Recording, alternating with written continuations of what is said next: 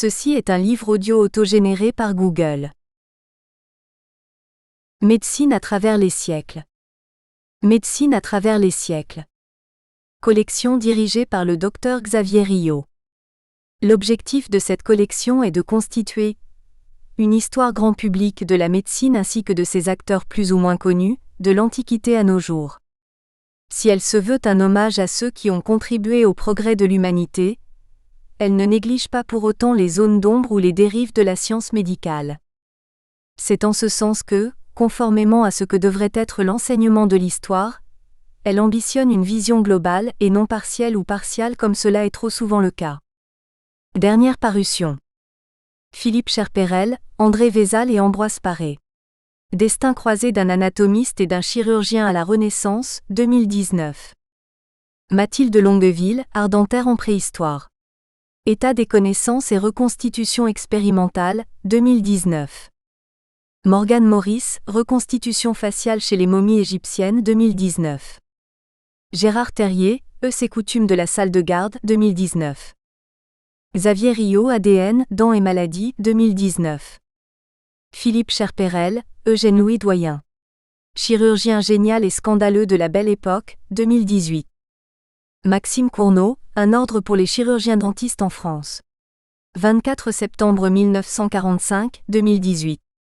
Pierre Aubry, avec la collaboration de Bernard-Alex Gahuzer, Jean et Charles-Guillaume Vigry. La chirurgie toulousaine au XVIIIe et XIXe siècle, 2018. Gérard Alexandre, Histoire d'os. Mémoire d'un chirurgien orthopédiste, 1959-2017, 2018. Michel Agermain, Les sarcomes osseux chez l'enfant. Une longue histoire, 2018. Philippe Cherperel, Marc Decoux, Gérard Bizert, Histoire de la faculté de médecine et des hôpitaux de Lille, 2018. Jacques Chaban, La neurochirurgie en Auvergne. 40 années fondatrices, 1953-1993, 2018. Michel Agermain, Frédéric Chopin, 1810 à 1849. Un musicien de génie atteint d'une maladie rare, la mucoviscidose, 2018. André-Julien Fabre, médecin et politique. Galerie de portraits de médecins politiciens à travers les âges, 2018. Jacques Vassot, Contribution à l'histoire de l'asile d'aliénés d'Évreux. Tome 2, Les pratiques, 2018. Introduction. La médecine du travail prend ses marques d'histoire bien avant notre ère industrielle occidentale. En 450 avant Jésus-Christ, Hippocrate, père de la médecine, note déjà que la maladie de l'asthme était plus fréquente dans certaines professions que dans d'autres, en particulier chez les tailleurs d'habits, les pêcheurs et les métallurgistes. Au XVIe siècle, Philippus Theophrastus Aureolus Bombastus von Hohenheim dit Paracels, 1493 à 1541, alchimiste, astrologue et médecin suisse est le premier auteur à avoir abordé la question des maladies professionnelles.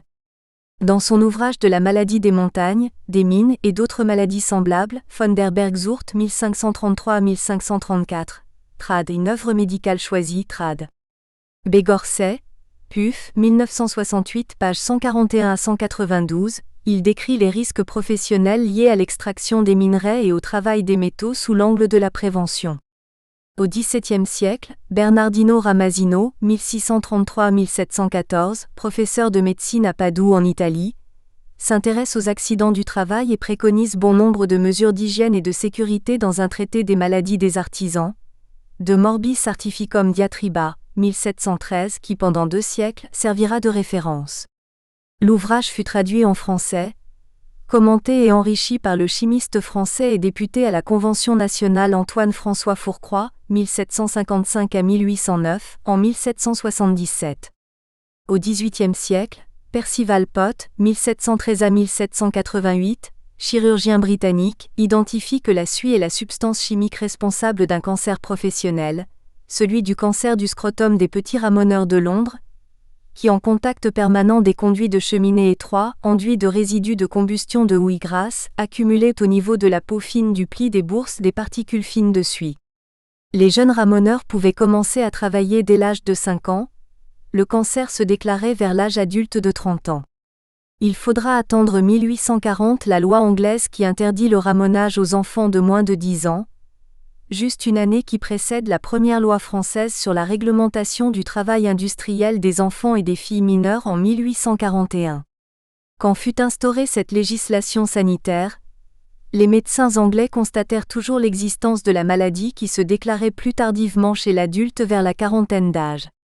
Outre-Atlantique, Benjamin Franklin 1706 à 1790, fort connu pour avoir été l'un des pères fondateurs des États-Unis d'Amérique, est avant tout un physicien qui découvrit le premier, le saturnisme, une maladie fort décriée par les hygiénistes pendant tout le XIXe siècle, et reconnue première maladie du travail avec la loi relative au régime de réparation des maladies professionnelles promulguée bien plus tardivement au Journal officiel le 25 octobre 1919, jurisprudence française, en étudiant la toxicité du plomb diagnostiqué chez les cristalliers et les céramistes. En France, Amédée Lefebvre, directeur de l'école de médecine navale de Rochefort, aurait fait cette même découverte quelques années plus tard, notant des cas de marins intoxiqués par la contamination de l'eau à bord des navires par les tuyaux en plomb. Le XIXe siècle, fondement caractéristique de nos sociétés occidentales en matière d'industrialisation et de modernisation, va connaître bon nombre d'études scientifiques, médicales, économiques et sociales, tantôt commanditées par les académies nationales, en sciences, médecine, pharmacie, sciences morales et politiques, parfois conduites de façon isolée par des scientifiques philanthropes, qui vont toutes et tous contribuer à l'amplitude de la mouvance hygiéniste en Europe et particulièrement en France, avec le rayonnement des travaux de recherche en matière de microbiologie par Louis Pasteur dont des retombées seront inattendues armant le pays d'une politique de santé et d'hygiène publique dès 1870. Celle-ci, dotée d'une très forte juridiction printanière sanitaire, fera bénéficier aux salariés et à leurs familles, d'une part, d'une couverture d'hygiène et de sécurité professionnelle première en cas d'accident ou de maladie, et d'autre part, d'une protection nouvelle d'assurance sociale couvrant la maladie, la vieillesse, le chômage ou les accidents en milieu professionnel. C'est également toute une somme de progrès techniques remarquables et de percées scientifiques, surprenantes pour certaines d'entre elles, accumulées pendant tout le XIXe siècle, partie en lutte contre bon nombre de fléaux de santé publique et d'une volonté clairement affichée par la médecine et parfois par les dirigeants politiques, appréhender au mieux les maladies et les malades ou de contrôler les populations sanitaires, puis les études scientifiques méconnues pendant longtemps des hygiénistes, véritables détectives privés des problématiques de salubrité publique se mettant au service gratuit de l'État, éléments d'histoire auxquels il convient d'ajouter une médecine légiste pionnière, de ce brillant XIXe siècle salvateur qui commence à consigner de façon systématique toutes ses observations à écrits statistiques, nosologie des maladies, études de portée médico-sociale légale en criminologie étendant ainsi les champs de la recherche médicale à la psychopathologie, à la psychiatrie, à la psychologie, etc. Et enfin d'une histoire sur laquelle la société pourra désormais compter sur la détermination progressive de l'action certaine des ouvriers éprouvés, des femmes, enfants au corps meurtri et aux âmes étiolées à vouloir changer le sort funeste de leurs propres conditions au travail. Ces derniers tableaux sont autant de scènes annonciatrices de la médecine professionnelle française dans la seconde partie du XIXe siècle. La loi du 10 avril 1898 relative aux accidents professionnels qui résume principalement la problématique abordée dans ce livre, illustre parfaitement les démarches conceptuelles des législateurs, à penser avec beaucoup de difficulté mais aussi de lenteur, la jurisprudence prélude à la médecine du travail qui va en découler. 1880 à 1898 correspondra à la durée précise d'incubation de ce grand texte de référence sociale, voire syndicale, sous la Troisième République. Curieusement, les députés et les sénateurs du corps médical ou les hygiénistes et parfois les médecins au profil hygiéniste sont peu présents lors des discussions parlementaires.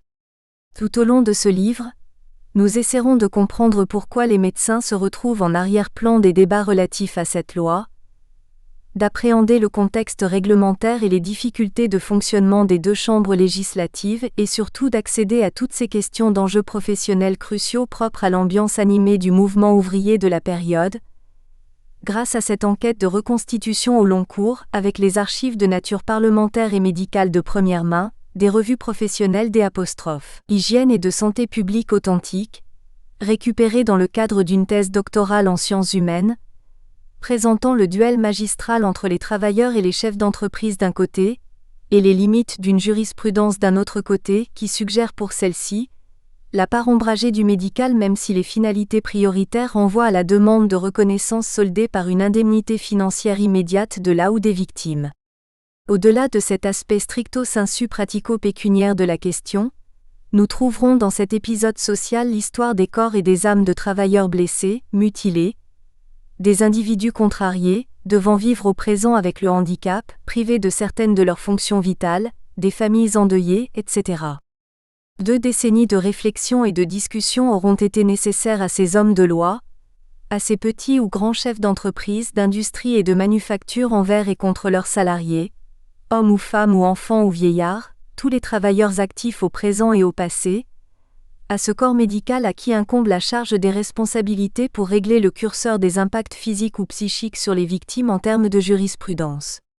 Nous comprenons en si peu de lignes le grand défi socio-professionnel historique que cela va poser à bon nombre d'acteurs de la société qui permet le passage à l'œuvre forcée de la juridiction sanitaire, et par conséquent, la place que va prendre la médecine nouvelle au quotidien des salariés à une époque qui ne laissait en rien présager des bénéfices d'usage et de fonction des professionnels de la santé au travail qui sont devenus à l'ère du XXIe siècle les principaux témoins des apostrophes. Une démarche citoyenne collective ou individuelle immédiate à défendre, la sacro-sainte sanita, du bon état physiologique d'un être vivant.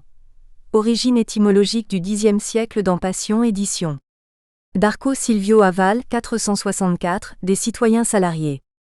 La discussion de santé publique et politique est ouverte et les juridictions sont de mise, comme ce fut déjà le cas au XIXe siècle, avec des souffrances physiques et des cadences de production peut-être comparables à celles d'aujourd'hui tout au moins en matière de pénibilité temporelle et de résistance nerveuse à l'effort, à la capacité de concentration sur la durée, même si aujourd'hui les outils et les méthodes employées à l'exécution des tâches ont gagné en confort au cours du temps. Cependant, de nos jours, les acteurs de part et d'autre du monde économique, politique, financier, piégés dans l'engrenage du marché concurrentiel à l'échelon planétaire, n'ont pas pris en compte la redoutable perversité au sens non édulcoré du terme. Il ne s'agit pas ici d'une mode populaire du langage, des organisations et des méthodes sophistiquées mises en place sur les lieux de production au regard de la santé humaine. C'est pourquoi, depuis 1848, des hommes et des femmes ont sans cesse combattu pour réclamer des droits à la santé au travail contre la souffrance physique ou morale, la maltraitance et la réparation lorsqu'un dommage est causé sur autrui. Ce livre comprend 2 parties principales. La première partie consacrée à la protection de l'ouvrier, hygiène et sécurité des travailleurs dans le cadre de la loi de 1893, et la seconde partie relative aux accidents professionnels, loi de 1898. La bibliographie d'ouvrages et les chronologies qui figurent à la fin du livre en références actualisées sont une invitation à la découverte de cette très belle histoire de la médecine du travail qui dépasse les graves réalités actuelles du terrain professionnel.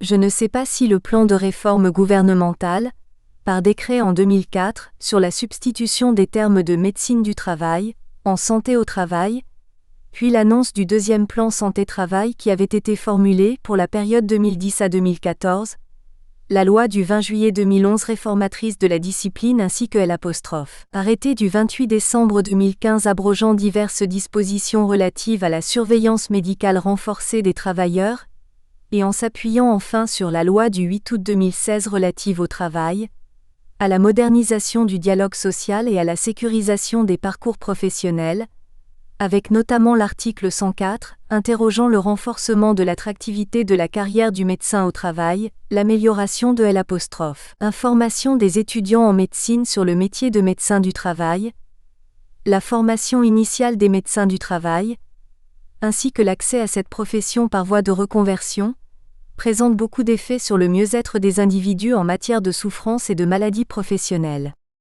En effet, il devient extrêmement urgent que la société revoie sa propre capacité d'organiser le monde du travail sans devoir à panser ses plaies profondes au quotidien fort coûteuses en sacrifices humains, d'une situation au moins égale en désastre moral pour la société qui se rapporte aux travailleurs chômés, comme accidentés de la vie, privés d'activité vitale et d'intégration sociale normative nécessaire à l'équilibre de l'individu vivant en collectivité.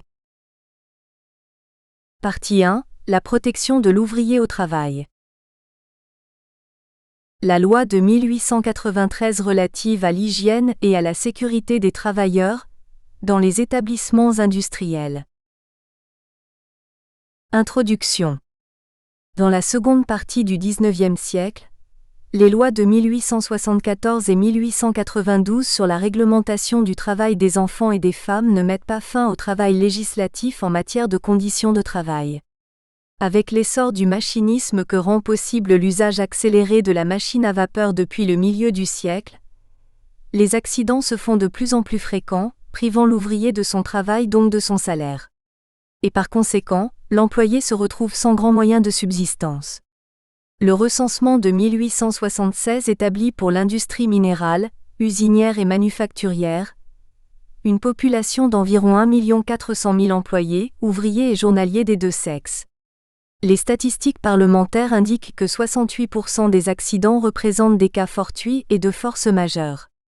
20% des accidents sont imputables aux ouvriers et 12% aux employeurs. Au début de la Troisième République, la législation sur les accidents du travail n'existe pas et le système de protection sociale au bénéfice d'un individu blessé ou en incapacité de travailler n'est pas encore développé. L'hygiène et la sécurité représentent deux questions majeures qu'il faut traiter afin de prémunir les ouvriers contre les risques d'accidents et de sanctionner les établissements ou les employeurs qui ne souhaiteraient pas protéger la santé et la vie d'autrui. Deux thèmes qui tiennent à cœur les hygiénistes du XIXe siècle et qui ne manqueront pas d'interpeller les médecins lorsqu'ils auront abordé ces questions déposées pour la première fois au Parlement, en 1882, d'autant que les institutions mises en place comme les conseils d'hygiène publique et de salubrité locaux, échelon de la commune, du chef-lieu de canton ou du département, ont pour mission première la surveillance des établissements classés depuis 1810 en fonction de leur caractère d'insalubrité, d'incommodité et même de dangerosité. Tant que la santé et l'hygiène publique ne sont pas représentées dans les hautes instances administratives, tant qu'il n'existe pas de législation en la matière, l'action hygiéniste reste stérile faute de pénalité.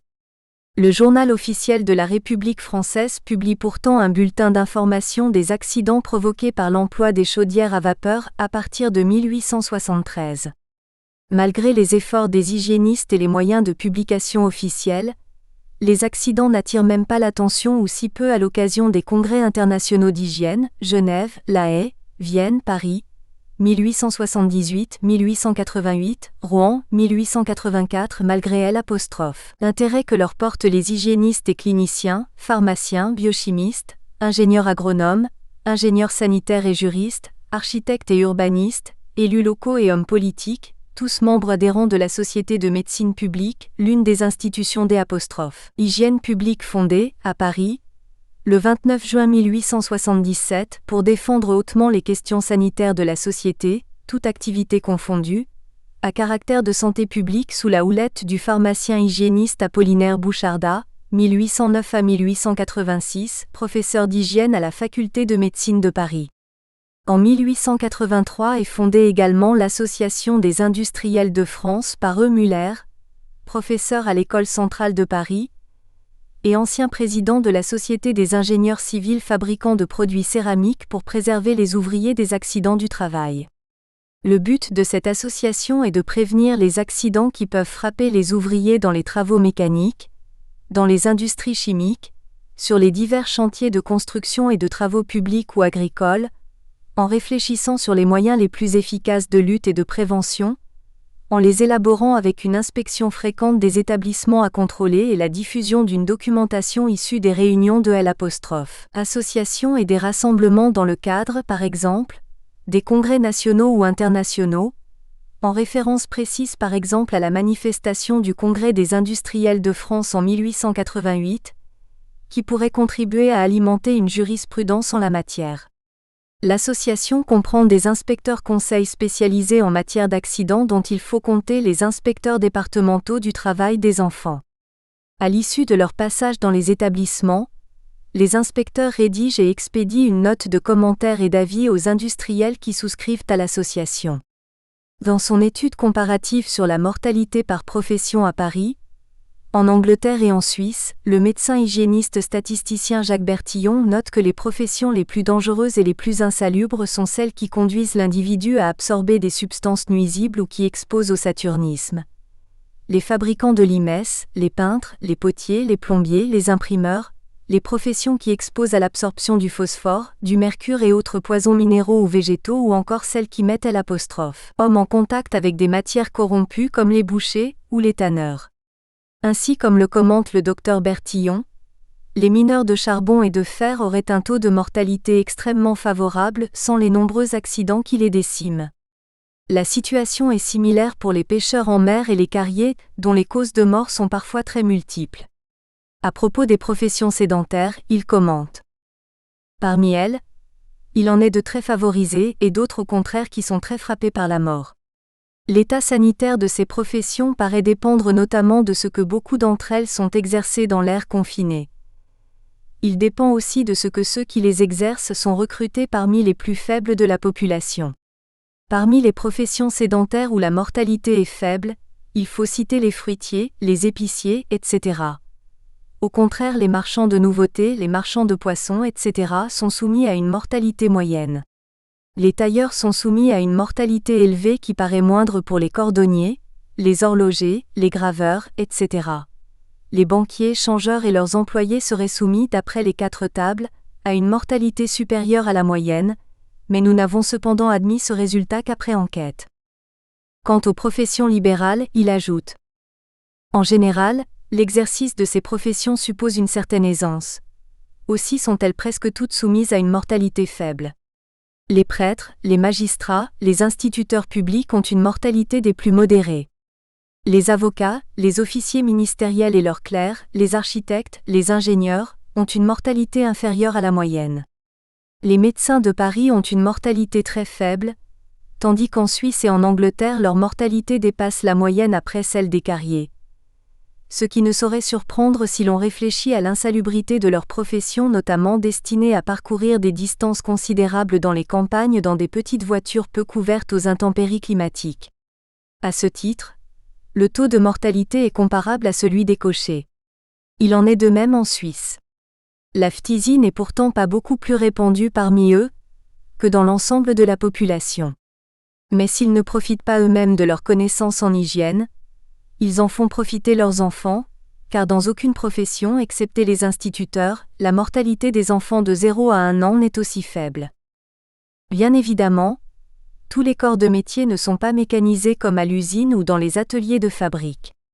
Et tous les individus ne décèdent pas du seul fait que leur profession nécessite l'utilisation d'un outillage quelconque ou pas. Cependant, quelles que soient les contraintes, les risques encourus par l'activité, l'employé, l'ouvrier, le salarié est appelé à se prémunir de toute forme de danger ou d'inconfort matériel qui pourrait le mettre en péril en dehors de toute manipulation d'outils ou de machines d'usage nécessaires à ses activités. Les conditions d'hygiène et de sécurité sont des mesures fondamentales pour éviter les outrages aux hommes de type dégâts de santé, voire mort de l'individu. L'hygiéniste Napias donne des chiffres de nature troublante à propos des utilisateurs de scies circulaires comptabilisant 13% des accidents en 1886, tout type de secteur et toute forme d'activité confondue, observés dans le département de la Seine contre 10% en 1887. Cherchant à garantir la sécurité des salariés, les hygiénistes élaborent des systèmes de sécurité. Le docteur en médecine Napias, élu membre de la section d'hygiène à l'Académie de médecine en 1887, fait les observations suivantes au sujet de ces dangereux outils tranchants. On a imaginé divers couvre-scies qui rendent des services utiles mais qui ne suffisent pas encore, car il est arrivé plusieurs fois que des ouvriers, voulant retirer avec la main la sciure qui s'accumule sous la table sans arrêter la scie, se soient fait couper le bras. Il convient donc de garantir les scies en dessous de la table, et le moyen proposé par l'association des industriels consiste à mettre un écran en tôle ou en bois qu'on fixe avec des vis sous la table, en dehors de la partie mobile, à 5 cm de la lame et descendant 5 cm plus bas que la plus grande lame employée.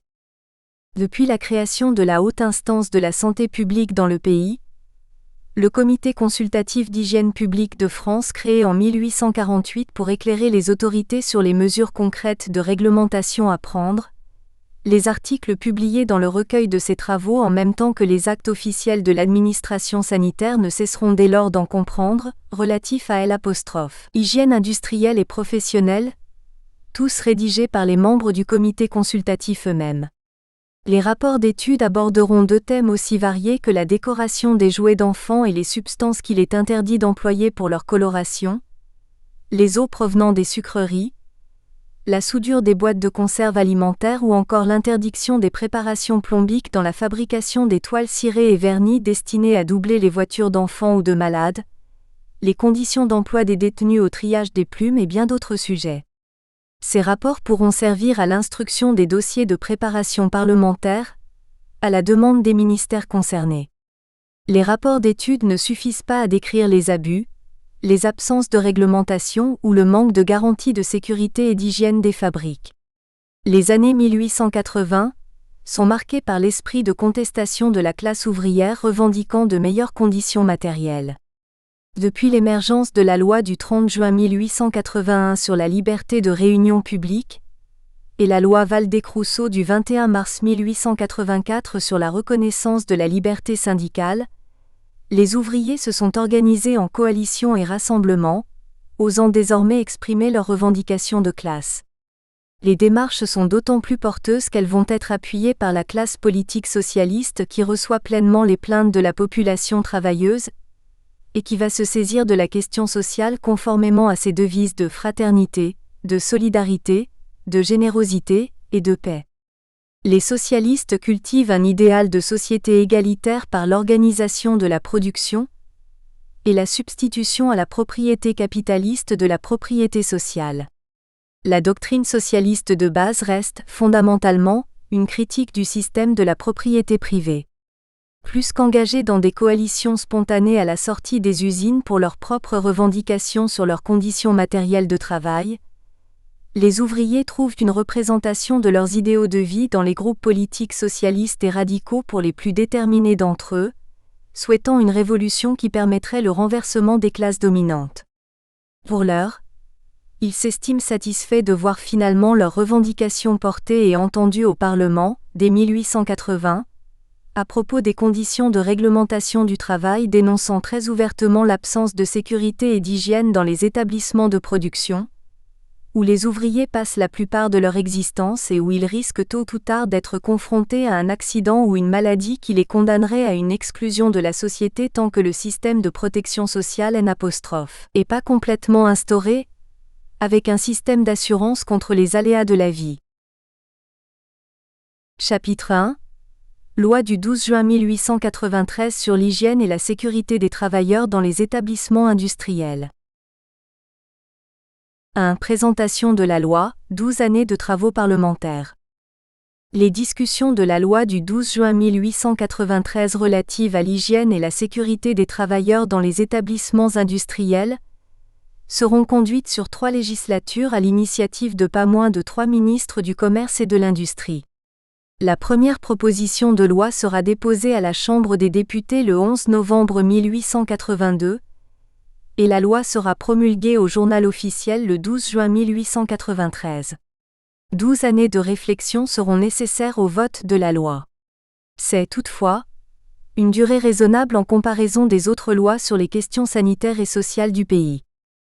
Au même titre que les 2 lois portant sur le travail des enfants et des femmes, la question abordée sous l'angle juridique n'est pas simple. Il faut savoir que l'hygiène et la sécurité des salariés restent des thèmes sensibles pour les ouvriers, au même titre que les salaires et la durée du travail. La question va être appuyée fortement au Parlement par les médecins législateurs, puisqu'elle touche à la condition physique et morale même des individus au travail. Là encore, l'idée ne va pas d'elle-même bien qu'elle ait été admise, facilement je pense, par la communauté des législateurs grâce à la question des accidents professionnels en termes de reconnaissance de responsabilité entre ouvriers et patrons qui est posée à la Chambre des députés depuis 1880, et nous allons voir en quoi ces questions professionnelles ouvrières ne sont pas faciles à traiter. Le projet de loi relatif à la question de l'hygiène et de la sécurité des ouvriers au travail essuie 2 échecs gouvernementaux. L'un en 1885, à la 3e législature, et l'autre en 1887, à la 4e législature. Le projet de loi passera le 5 juin 1890 lors de la 5e législature, inspiré des propositions de loi que le ministre Pierre Legrand en poste au commerce n'hésite pas à reprendre au nom du gouvernement. Un échec de ce projet se joue le 3 mars 1885, à la veille des élections législatives au cours desquelles le ministre Pierre Legrand ne sera pas réélu. Il faut attendre 2 années plus tard, le 13 janvier 1887, pour que l'idée soit relancée, au nom du gouvernement, par le nouveau ministre du Commerce et de l'Industrie Édouard Locroix qui reprend 2 propositions de loi, celle des députés Faure et Nadeau, le 10 décembre 1885 d'un côté et celle des députés Rouvier et Laure, le 29 décembre 1886 de L'. Autre côté, qui ne valide pas la notion du projet de loi par le gouvernement. La prise en considération de l'initiative gouvernementale sera votée, définitivement, à la Chambre des députés seulement le 17 juin 1890 sous la direction du tout dernier ministre du Commerce et de l'Industrie, Jules Roche. A. L'initiative de 2 députés, Félix Faure et Martin Nadeau. L'initiative de légiférer sur le sujet ne revient pas au gouvernement. 2 députés sont les auteurs de la loi. Il s'agit de Félix Faure, député industriel de Seine-Inférieure, et de Martin Nadeau, député ouvrier de la Creuse, 2 législateurs, très déterminés à traiter la réglementation qui touche les questions ouvrières. Martin Nadeau est le promoteur de la loi de 1898 relative à la responsabilité des patrons dans les accidents du travail, présentée au chapitre suivant. Félix Faure est un industriel prospère de Seine-Inférieure qui décide de se lancer en 1870 dans la politique, comme officiant conseiller à la municipalité du Havre. Entre 1881 et 1895, il est élu député de la Seine-Inférieure tout en occupant quelques postes comme celui de sous-secrétaire d'État au commerce et aux colonies, 1881 à 1882, sous-secrétaire des '. État à la marine, 1883, 1885, 1888, ministre de la Marine en 1894 à 1895, devenant président de la République française, le 17 janvier 1895 pendant 4 ans jusqu'au 16 février 1899. En tant que député, il s'affiche en 1881 Union républicaine, en 1885 Républicain progressiste. Martin Nadeau, ouvrier député de la Creuse, fera l'objet d'une présentation biographique plus approfondie au chapitre suivant concernant les accidents du travail. Il faut simplement préciser que c'est un homme politique de très fortes convictions idéologiques pour la défense des ouvriers et du peuple. Issu de la classe ouvrière, il rejoint les rangs socialistes à la Chambre des députés. Ces 2 députés seront les premiers mandataires à déposer une proposition de loi sur le sujet, le 28 octobre 1882 puis le 10 décembre 1885. Les mesures sont prises en considération. Seulement, il n'est nommé aucune commission d'examen sur le sujet. La loi de 1893 va découler des débats parlementaires qui ont eu lieu dans les 2 chambres sur la condition générale ouvrière, avec la discussion sur le travail des femmes et des enfants portant sur la santé de ces derniers, l'interdiction du travail de nuit et les tâches trop lourdes, le repos obligatoire et la durée journalière d'ouvrage. Ainsi, en révisant la loi du 19 mai 1874 sur l'hygiène et la sécurité des enfants, le contexte est favorable à cette thématique. Les 2 députés, Félix Faure et Martin Nadeau, déclarent que l'ensemble des établissements industriels présentent des causes d'insalubrité et de danger pour tous les individus employés.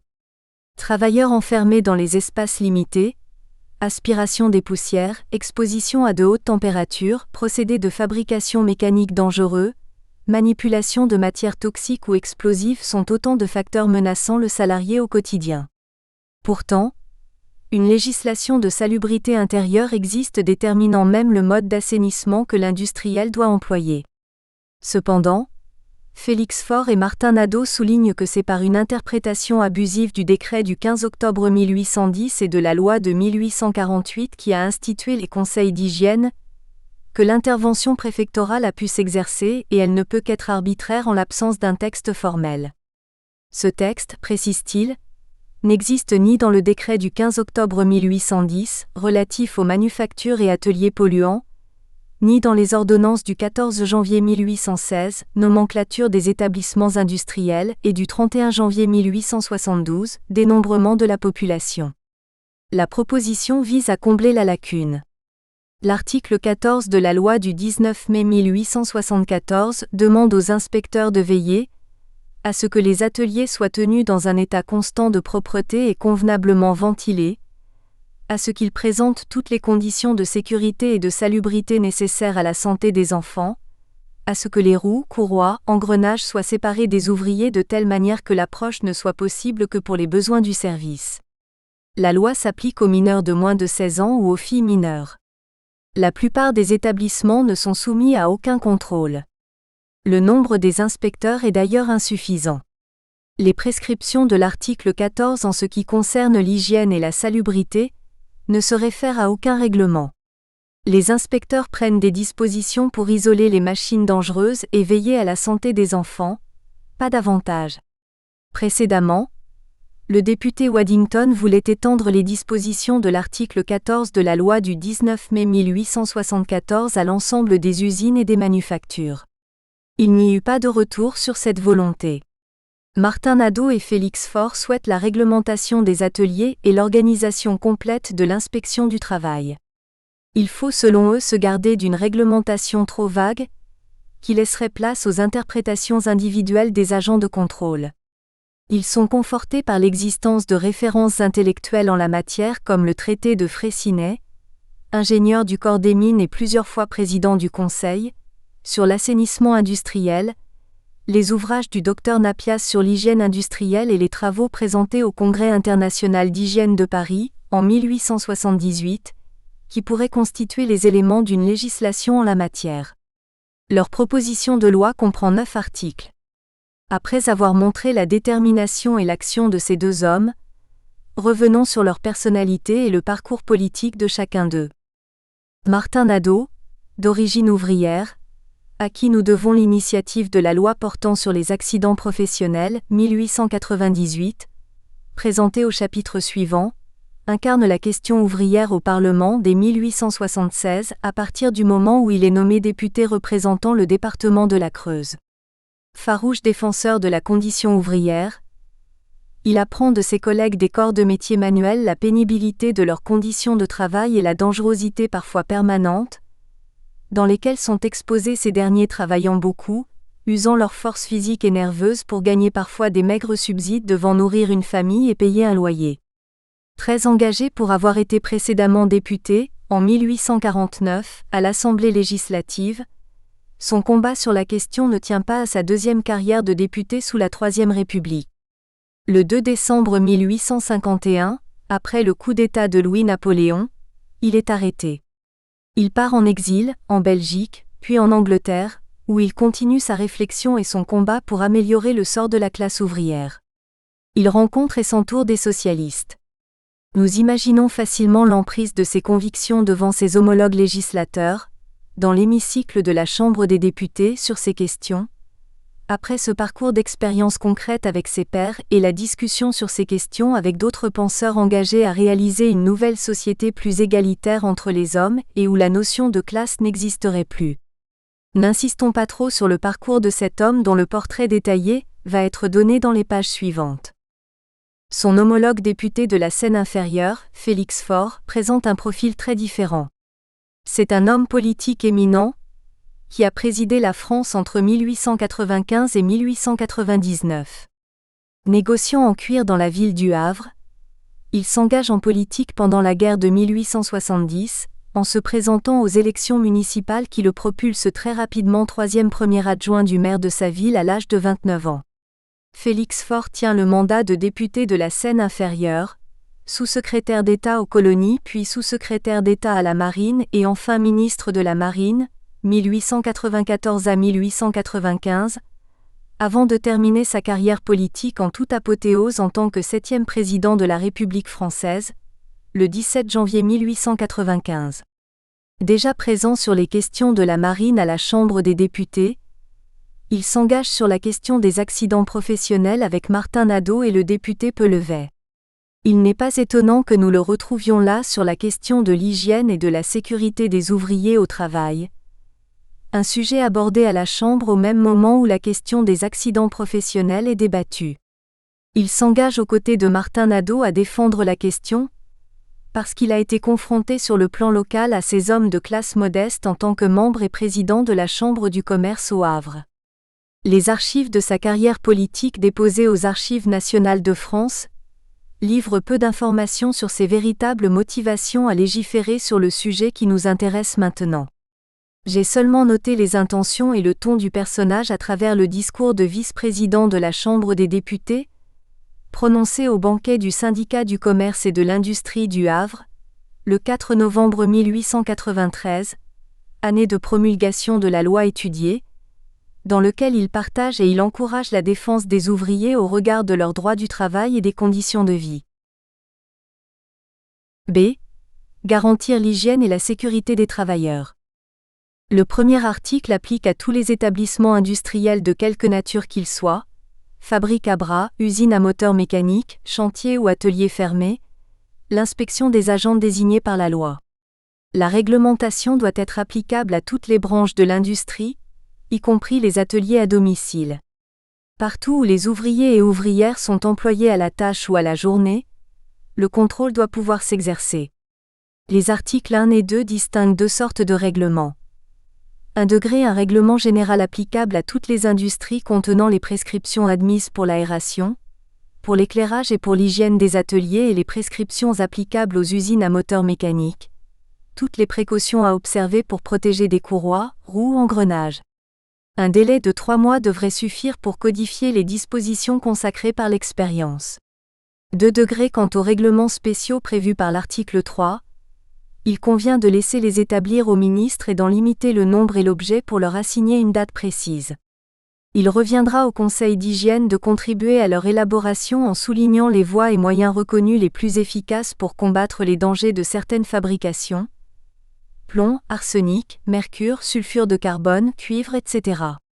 L'article 4 demande au préfet, ordonné dans ses fonctions de fonctionnaire à présider le conseil d'hygiène de son département ou de la localité désignée, le contrôle de toute création d'établissements industriels nouveaux qui manqueraient à cette réglementation d'hygiène et de sécurité.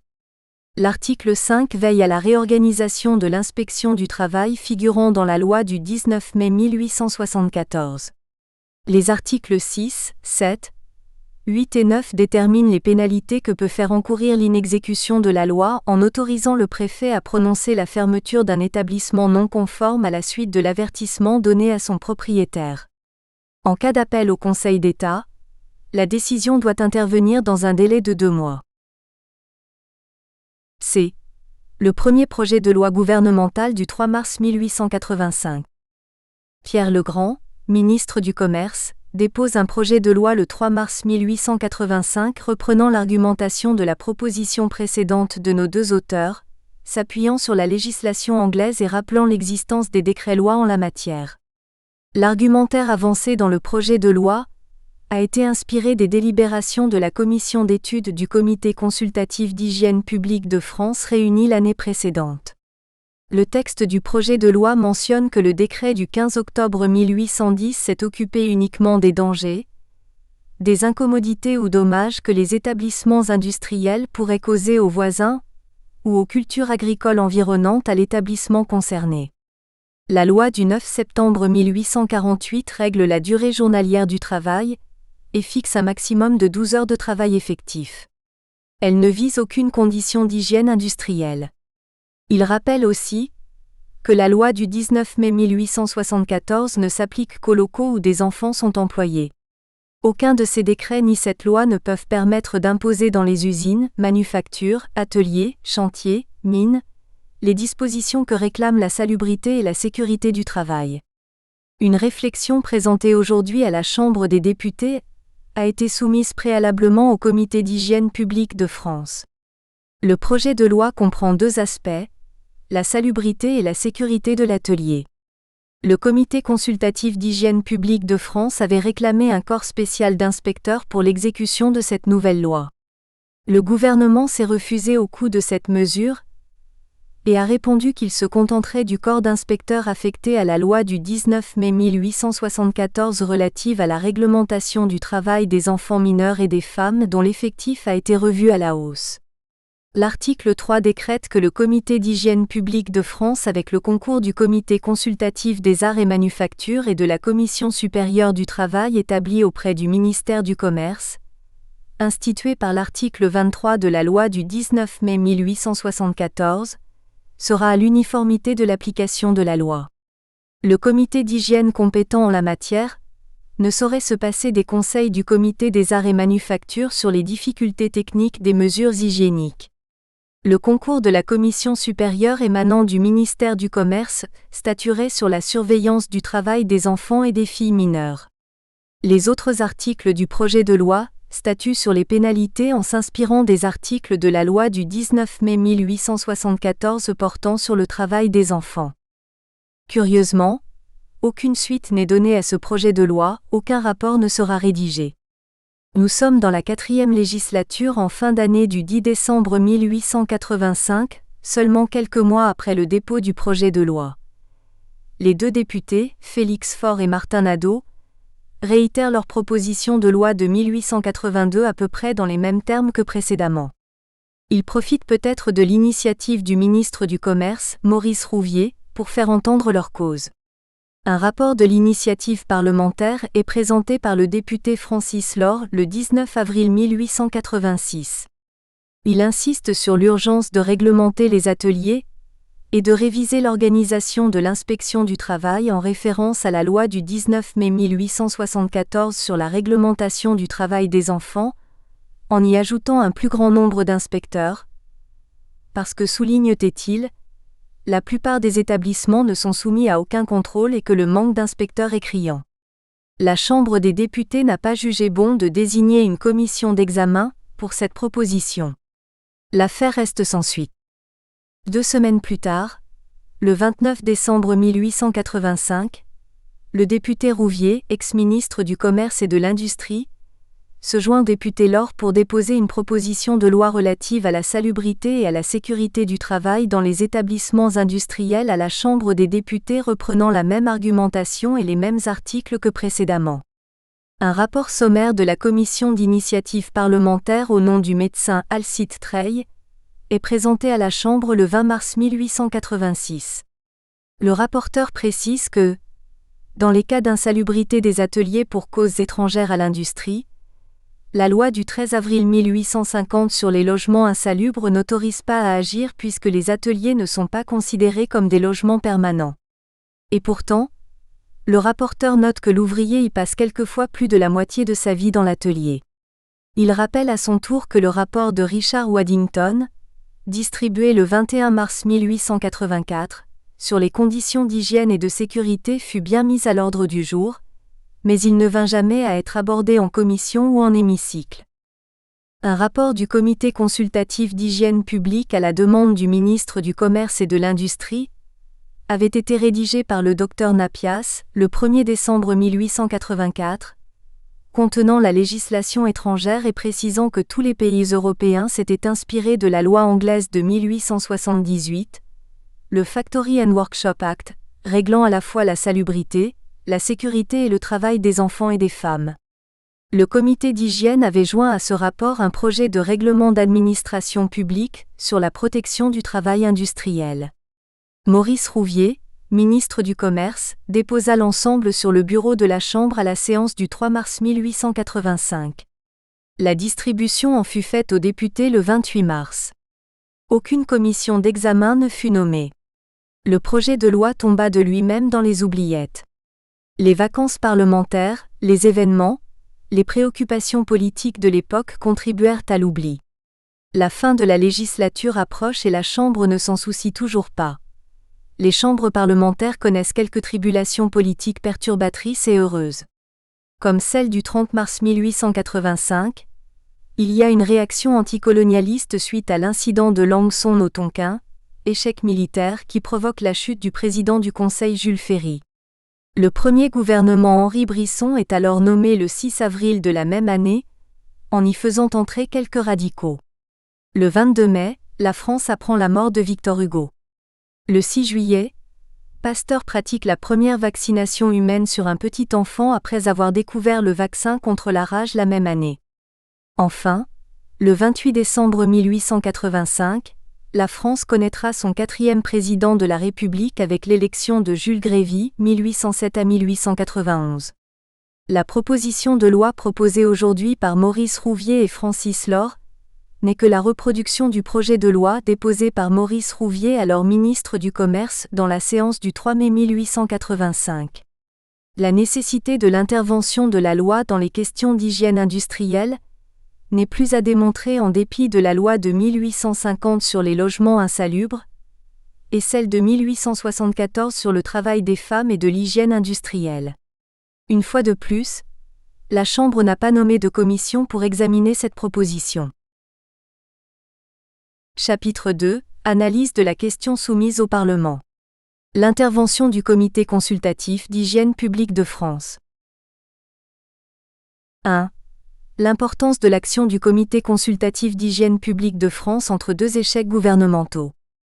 Nous l'avons vu précédemment, les hautes institutions d'hygiène publique jouent un rôle éminent dans la consultation des avis formulés à propos des questions d'hygiène et de santé publique, y compris lorsque celles-ci deviennent de réelles préoccupations pour les législateurs à défendre les propositions de loi concernées. Ce sont des organisations consultatives qui peuvent être consultées par toutes les administrations, ou les institutions publiques ou tout particulier qui en font la demande. Ce qui a été le cas en 1884. Le ministre du Commerce, de l'Industrie et des Colonies a demandé au Comité consultatif d'hygiène publique de France de formuler un projet de loi relatif à l'hygiène et la sécurité des travailleurs. L'hygiène publique et la salubrité relèvent du domaine de l'administration publique. La direction et la tutelle de la santé publique sont confiées au ministre du Commerce et de l'Agriculture. Le système des institutions sanitaires qui relèvent de ce département et qui comprennent les médecins sanitaires installés en Orient, les agences et les conseils établis sur les principaux points du littoral, l'inspection des eaux minérales, les médecins des épidémies, les conseils départementaux et d'arrondissement et les commissions cantonales d'hygiène et de salubrité instituées par le décret du 28 décembre 1848, et complétées par l'établissement au siège de l'administration centrale un comité auquel viennent aboutir les travaux des conseils locaux, et qui a pour mission d'éclairer l'autorité dans toutes les questions sanitaires.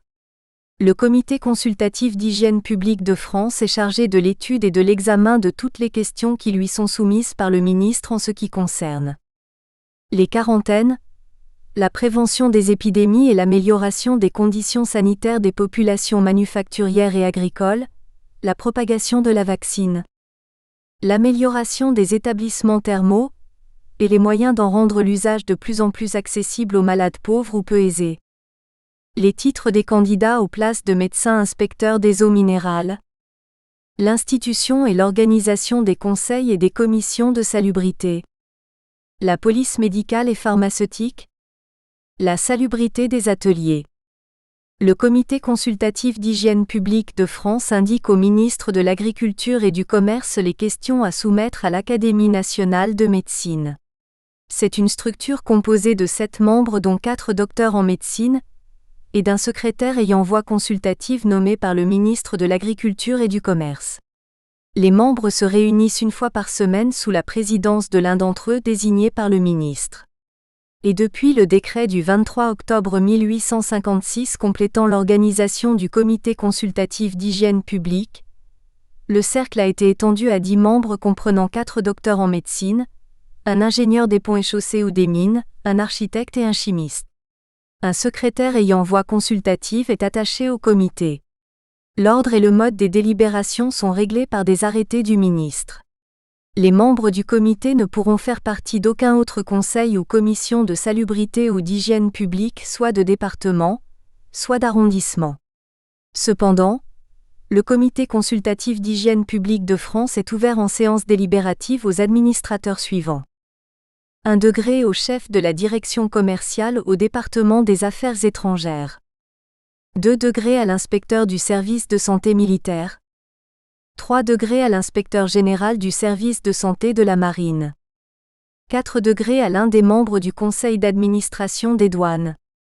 5 degrés au chef de service de l'administration des postes chargé de la direction des paquebots. 6 degrés au directeur de l'administration générale de l'assistance publique. 7 degrés au secrétaire perpétuel de l'Académie de médecine. L'organisme est très structuré.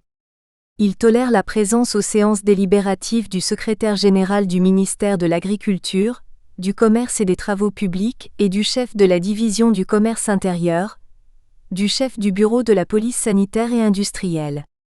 Il est très important de préciser que le ministre, lui-même, peut en outre autoriser à assister avec voix consultative d'une manière permanente ou temporaire aux séances du comité. Les fonctionnaires dépendants de l'administration du ministère peuvent participer à partir du principe que les attributions de ces derniers sont en rapport avec les questions de la compétence du comité. Nous comprenons à présent l'importance d'un tel organisme pour coordonner l'activité de santé publique et conseiller le gouvernement dans la formulation et la proposition de projets de loi. En l'occurrence, dans une lettre du 5 mars 1884, le ministre du Commerce demande au Comité consultatif d'hygiène publique de France de préparer un projet de loi relatif à l'hygiène des manufactures, usines, chantiers et ateliers.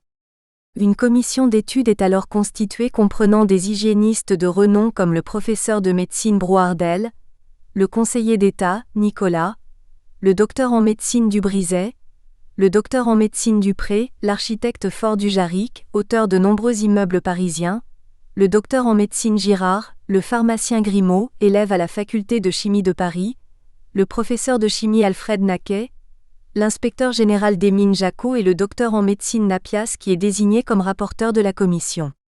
Dans un premier temps, la commission d'études s'inspire de la législation qui existe sur le sujet souhaitant la compléter. Elle consulte ensuite les textes de loi établis en la matière dans les pays voisins et donne enfin son avis sur le sujet.